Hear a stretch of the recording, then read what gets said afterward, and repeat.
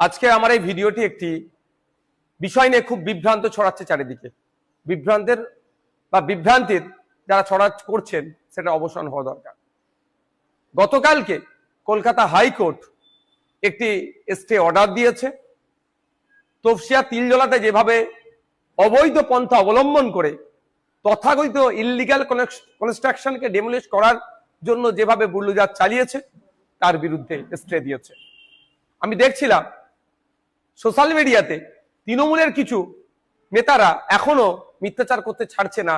ক্ষমতায় থেকে যেভাবে মিথ্যাচার করেছে, ক্ষমতা হাত থেকে চলে গেলেও মিথ্যাচারের তারা রাস্তা এখনো ভুলেনি। তাদের বক্তব্য মমতা ব্যানার্জি লড়াই করেছে বলেই নাকি এই অর্ডার হয়েছে। আমি তাদের কাছে স্পষ্টভাবে বলতে চাই এবং বার্তা দিতে চাই, চ্যালেঞ্জ করতে চাই, মমতা ব্যানার্জি কোন মামলায় দাঁড়িয়েছিল, সেই মামলার অর্ডার কপিটা কোথায়? আর আমরা গতকাল বিকাশ রঞ্জন ভট্টাচার্য স্যার থেকে শুরু করে নাজির আহমেদ অ্যাডভোকেটরা যারা দাঁড়িয়েছিলেন তারা যে অর্ডারটা বার করেছেন সেই মামলাটা কোনটা সেটাও আমি জানতে চাই। গত পরশুদিনকে আমি তফসিয়ায় পৌঁছেছিলাম। তার আগের দিন থেকেই তফসিয়ায় তিলজলাতে ইললিগ্যাল কনস্ট্রাকশন ভাঙার নামে রাজ্য সরকার কয়েকটি বাড়ির উপরে আক্রমণ চালিয়েছে বুল্ডোজার দিয়ে। গত পরশুদিন গিয়ে তাদের সাথে কথা বলেছিলাম, পেপারপত্র নিয়েছিলাম এবং জানতেও পেরেছিলাম যে অলরেডি তারা পরশুদিন সকালে কোর্টে অ্যাফিডেভিট জমা করেছে, অর্থাৎ রিট করছে তারা। আমি তাদেরকে বলেছিলাম যদি আপনারা চান আমি আইনি সহায়তা দিতে পারি। তারা আমাকে সমস্ত কাগজপত্র দিয়েছে। তারপরে ওখানে বেশ কিছু মানুষজনের নোটিশ এসেছে, তাদেরকেও বলে এসেছি আমি আইনি সহায়তা দেবো যদি আপনারা চান। তারাও আমাকে কিছু কিছু কাগজ পাঠাচ্ছে। যাক, মেন যে দুটো বাড়িতে এখন ভাঙচুর বুল্ডোজার চলেছে বা ভাঙাভাঙি হচ্ছিল সেই বিষয়টা নিয়ে আমি তিলজলা থেকে সোজা এসেছিলাম কলকাতা হাইকোর্টে বিকাশ রঞ্জন ভট্টাচার্য স্যারের কাছে। তার কাছে আমি রিকোয়েস্ট করলাম, স্যার আপনাকে এই মামলাতে দাঁড়াতে হবে। তো স্যারের সাথে যখন কথা হলো, স্যার বললো আমি রেডি আছি। স্যার প্রথম কি স্যারকে বিষয়বস্তুগুলো জানালাম, অবাক যে এটা হতে পারে না।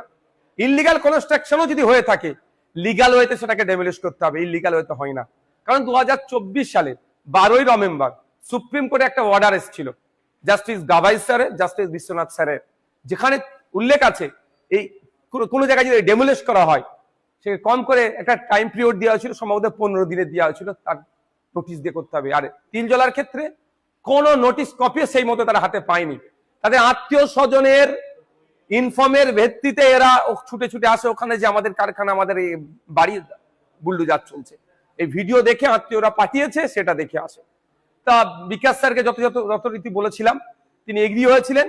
গতকালকে অ্যাডভোকেট নাজির আহমেদ যে রিটটা করেছিল সেই রিটে আমাদের বিকাশ রঞ্জন ভট্টাচার্য স্যার, তার জুনিয়র উদয় শঙ্কর চ্যাটার্জি, শামীম আহমেদ, সৈয়দ চন্দন হোসেন, আরো অনেকে এবং আরো অ্যাডভোকেট ছিল, দেবাশিস ব্যানার্জি, রাহিল রহমান, গুলশানারা পারভিন, সালোনী ব্যানার্জি, নাজির আহমেদ, রাজেশ জানাদের মতো উকিলরা ওই কোম্পানির মালিক তথা বাড়ির মালিকের হয়ে দাঁড়িয়ে অর্ডারটা বার করেছে আইনি লড়াই করে। তবে সমস্ত আর্গুমেন্টটাই সিনিয়র মোস্ট আইনজীবী আমাদের বিকাশ স্যারই তিনি করেছেন। বিষয়টা হচ্ছে এটা কেন তৃণমূল কংগ্রেস দ্বিচারিতা করছে, এটা কি মমতা ব্যানার্জি কোর্টে গিয়েছিল বলে হয়েছে? আমি জানতে চাই যে মমতা ব্যানার্জি এটা কোর্টে গিয়েছে সে অর্ডার কপিটা কোথায়? আর সাথে সাথে দুটো জবাব আমি দেবো। যখন বুল্ডোজার চলছিল সবাই ভয়ে আশপাশে দাঁড়ায়নি, কেউ যায়নি তাদের পাশে। বিভিন্ন রাজনৈতিক দল আছে, কেউ সেখানে পৌঁছায়নি। আমি সিপিএম এর সমর্থন নিয়ে আইএসএফ এর প্রার্থী ভাঙড় থেকে জিতে এসেছি। ভাঙড়ের মানুষকে আমি ধন্যবাদ জানাবো, আমি ঘরে বসে থাকতে পারিনি। তারপরের দিনে আমি ওখানে পৌঁছে গিয়েছি, সেখানকার মানুষের সাথে কথা বলেছি। কিন্তু আমি যখন পৌঁছেছি, মানুষের সাথে কথা বলেছি, মানুষের ভয়টা হলো কিছুটা যখন কাটতে শুরু করেছে, তৃণমূলীরা কি বলছে, ফুটেজ খেতে গিয়েছে, কিচ্ছু হবে না। কিন্তু আমি তাদের কথায় পাত্তা দিইনি। আমি শুধু এসেছি আইনি লড়াই করতে এবং বলে এসেছিলাম মাঠে ময়দানে গণতান্ত্রিক প্রক্রিয়ায় লড়াই হবে, আইনি লড়াই হবে। প্রথম আইনি লড়াইয়ের জন্য ছুটে গিয়েছি কোর্টে, বিকাশ স্যারের সহযোগিতা নিয়েছি, আইনি লড়াই স্টে করেছে। এখন তৃণমূলীরা কি বলবেন প্রশ্ন এখানে। আমি একটু অনুরোধ করব যে এখনো যদি মনে করেন আপনারা 15 বছর ক্ষমতায় আছেন, ভুল হবে। আসুন আপনারা প্রধান বিরোধী দল, মানুষের সাথে কথা বলুন, মানুষের হয়ে কথা বলুন। আজকে মানুষ আতঙ্কিত কুরবানি উপলক্ষে, কি করবে না করবে। আপনারা কেন চুপ করে বসে আছেন? মমতা ব্যানার্জি মুসলমানদের মাসিয়া স্বাস্থ্য আজকে কোর্টে এসে তিনি তার কোর্টে আসাটাও কতটা বৈধ সেটাও চ্যালেঞ্জ হয়ে গিয়েছে। আজকে তফসিয়াতে কেন গেল না? তফসিয়ার লোকাল জনপ্রতিনিধি, এমপি এমএলএরা কেন ওখানে এসে দাঁড়ালো না? আজকে কেউ কোনো কথা নেই। নওশাদ সিদ্দিকী না গেলেও দোষ, আর নওশাদ সিদ্দিকী গেলেও দোষ। তবে একটা কথা বলবো, আমি লক্ষ্য করছিলাম আমার অ্যাডমিনরা আমাকে পাঠাচ্ছিল কিছু, যারা তৃণমূল করতো যখন আমি ভোটে কন্টেস্ট করেছিলাম তখনও যারা আমার সমালোচনা করেছে, আজকেও তারা সমালোচনা করছে। সুতরাং তাদের সমালোচনা নিয়ে আমি ব্যথিত নয়, চিন্তিত নয়। সাধারণ মানুষের উদ্দেশ্যে বলবো, রাজ্য চলবে সংবিধানকে সামনে রেখে। কে ক্ষমতায় এসেছে না এসেছে সেটা বড় কথা নয়। সংবিধান মানুষের অধিকার দিয়েছে, সেটাকে যদি কেউ খর্ব করার চেষ্টা করে, বিগত দিনে যেভাবে তাদের বিরুদ্ধে সোচ্চার ছিলাম, আগামী দিনেও থাকবো। হ্যাঁ, আমি আবারও বলছি, তফসিয়ায় বুলডোজার চলেছে, কোন রাজনৈতিক দলের তাদের নেতাদের যাওয়ার সাহস দেখাতে পারেনি। সিপিএম এর সমর্থনে আইএসএফ এর হয়ে আমি জিতেছি।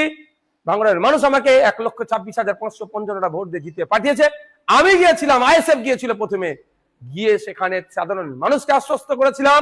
পরবর্তীতে সিনিয়র মোস্ট আইনজীবী বিকাশ স্যারের সহযোগিতা নিয়ে এই স্টেটা আমরাই করালাম। সুতরাং ফেসবুকে বিভিন্ন জায়গায় যারা বিভ্রান্তি ছড়াচ্ছে, তাদের কথা আপনারা বিভ্রান্ত হবেন না, শান্ত থাকবেন, বিচার ব্যবস্থাকে মান্যতা দেবেন। ল অ্যান্ড অর্ডার যাতে ঠিকঠাক থাকে তার দায়িত্ব যেমন সরকারের, সাধারণ মানুষকেও দায়িত্ব নিতে হবে।